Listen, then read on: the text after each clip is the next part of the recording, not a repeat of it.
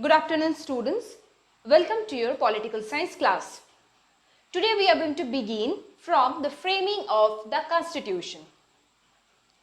See students, earlier in the year 1928, Jawaharlal Nehru, he initiated a draft of the constitution in the Nehru report. Okay. Then in the year 1931, at the Karachi Congress session, some values of this constituent assembly or certain values of the constitutions were also drafted, which was later on included in our Indian constitution. But the constituent assembly, it framed the constitution, or its election was done according to the cabinet mission plan. Okay, its election was done according to the cabinet mission plan that was framed by the British in the year 1946. Okay, now finally after election, okay, the constituent assembly started working from 6 December 1946. It started working from 6 December 1946. And remember students that the constituent assembly was indirectly elected by the process of restricted franchise, where only 20 to 24% of the adult population in India were only allowed to vote. Okay, where only 20 to 24%, that also the highly educated people and from the high class society only they were allowed to vote. Okay, so you cannot call it a real representative body. Okay, and moreover this constituent assembly or in the provinces or in the princely states, the proportion of the members in the constituent assembly from this princely states, it depended upon the population. Okay, and the ratio of the member and the ratio of the population was 1:10 lakh. The ratio of representatives from each princely state was 1:10 lakh.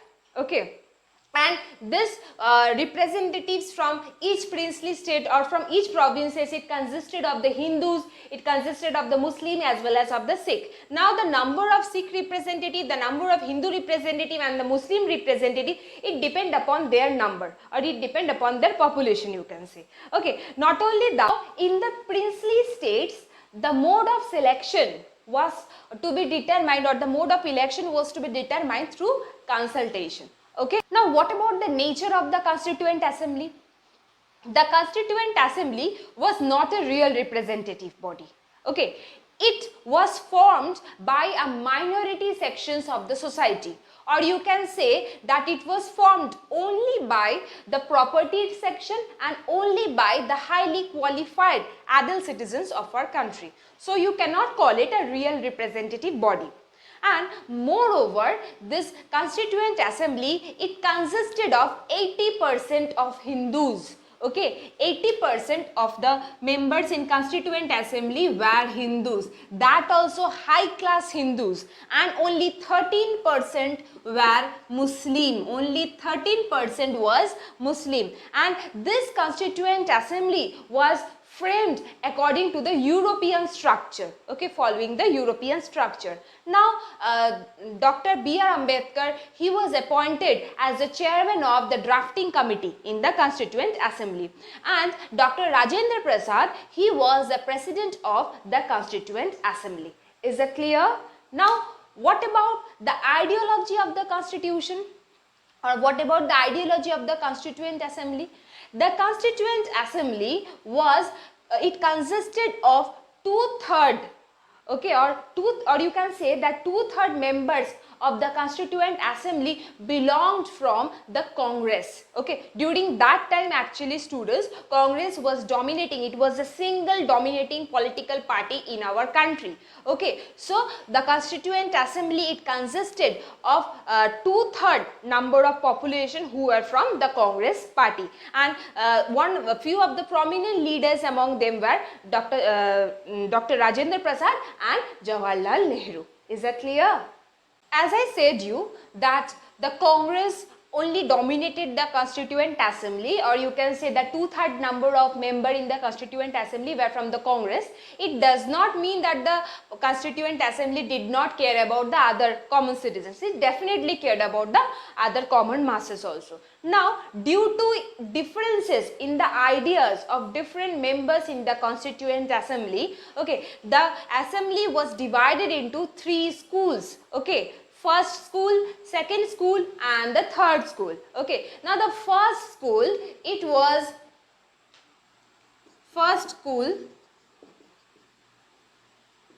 was inspired by the Gandhian ideas, you can say. It was inspired by the Gandhian ideas. They basically believed in decentralization of the village panchayat and development of the cottage or small scale industries or cottage industries. Okay, the second school,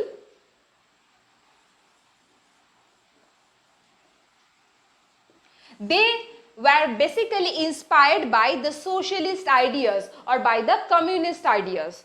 Okay, now what about the third school? The third school was inspired by the ideas of the rightists, and this third school was led by Sardar Vallabhbhai Patel. Now I am going to tell you about the Indian Constitution. Remember students that the Indian Constitution is the lengthiest written constitution in the world. Okay, earlier the Constitution had 395 articles. Okay, earlier this one, it had 395 articles that were divided into 8 schedules. 8 schedules. Okay. Now, later on, the Constitution went through certain changes or amendments, and at present, the number of articles, you can say, it is 448. This is the present. It is 448 articles. Okay. And it is divided into, this 448 article has been divided into 25 parts. Okay. Now, there are 12 schedules and 5 appendixes. This is the structure of the present Constitution. Okay, but remember that the Constitution of India has gone through the process of amendment for nearly more than 98 times. Okay, it has gone through the process of amendment. Amendment means changes.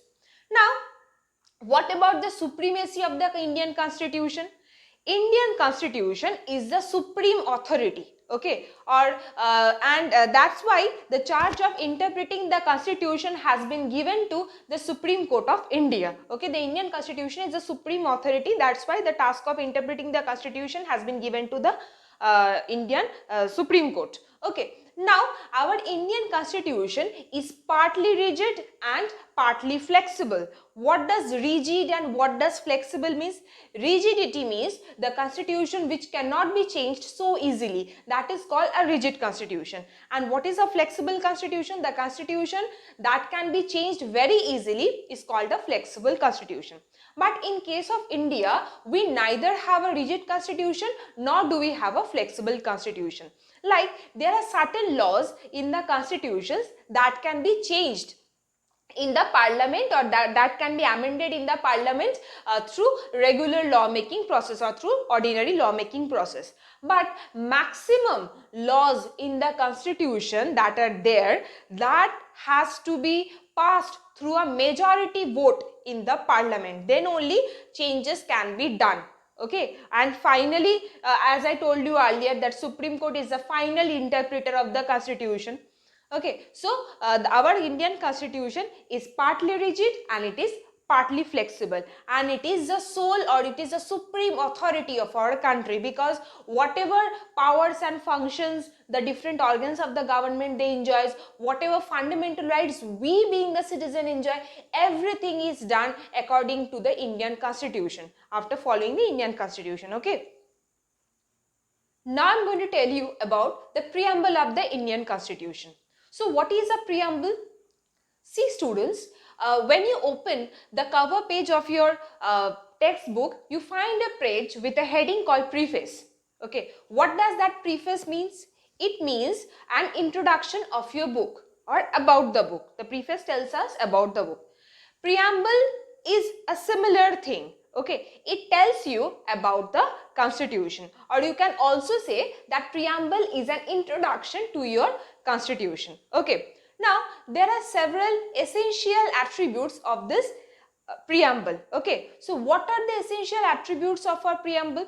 The first attribute is we the people of India. This is the first attribute. Okay, we the people of India. In fact, our constitution, or in fact our preamble begins with this phrase that we the people of India, then it continues. Okay, now what does this mean? We the people of India, it means that our constitution has been made for us. Okay, it works for us. Actually, see, in a democratic country like India, we cannot directly run the government. Okay, but we elect our representatives, and on our behalf those representatives runs the government, and whatever changes are to be done in the constitution, or whatever amendments are to be done in the constitution, those are basically done by this representatives. Okay, so that's why we the people of India, it shows that somewhere we are participating in making of the constitution, or we are participating in running the government. Okay, next comes socialist. Okay, socialist. What does socialist means? Socialist means where the government works for public benefit. It thinks about the public and it provides certain facilities to the public, and it also works for the benefit of the public. Okay, and our government always works for the public benefit. In fact, laws in the constitution are also made keeping in mind the public benefit, and if the laws are made that goes somewhere against the public benefit, then that particular law becomes a dissent. Okay, that particular law becomes a dissent, and the Supreme Court may ask the Parliament to change that particular law. Next comes sovereign.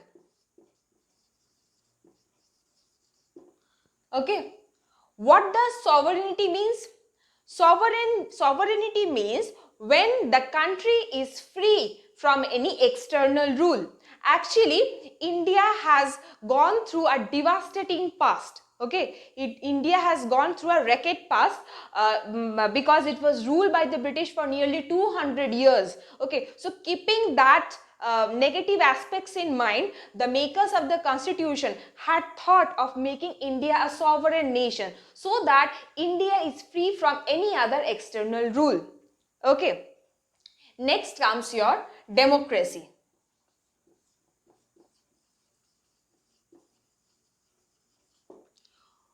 What does democracy states?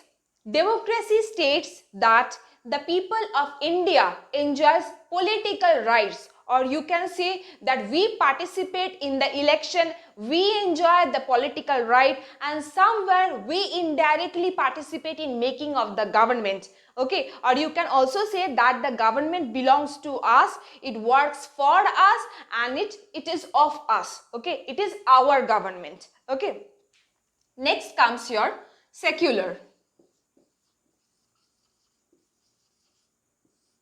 What does secularism means?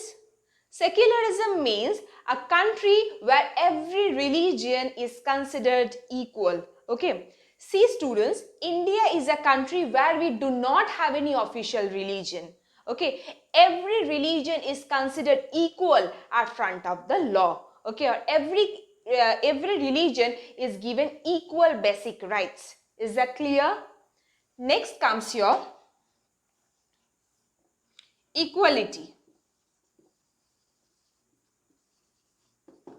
Okay, what does equality means? In India, equal rights are provided to all its citizens, irrespective of their caste, creed, gender, and religion. Okay, all are considered equal at front of the law. That's why our constitution, it promotes equality. Okay, next comes your liberty. Okay. What does the word liberty means? The word liberty has come up from the word liber, and liber means freedom. Okay. Our constitution, it promotes liberty. Okay. How does it promotes liberty? By providing fundamental rights to its citizen. Okay. Our constitution, it provides certain fundamental rights to its citizen. Okay, it provides us freedom of speech. We can speak our mind. It not only to us but also to the media. In fact, we are free to criticize the government also within a certain limitation, definitely. Okay, but we are getting certain freedom. Okay, so this is how the government promotes liberty. Okay, next comes your justice. Okay, see students, all the criminals are equal before law. Okay, so everyone and every citizen has the right to seek justice. Okay, that's why for making the justice system, or for promoting justice in country like India, the judiciary has been kept as an independent body. The other two organs of the government, that is the legislature and the executive, they are interrelated to each other, whereas the judiciary has been kept as an independent body so that it does not does any biasness while giving justice to the people. Okay, so this is how our constitution promotes justice, by keeping judiciary as an independent body. Okay, next comes your fraternity.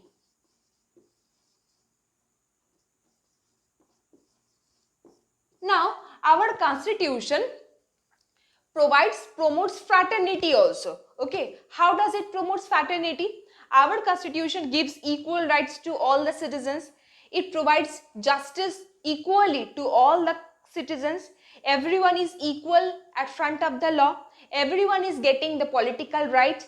Every religion is being considered equal. So in this way, peace and harmony is maintained in the society, and in this way our constitution is maintaining a fraternity in the society.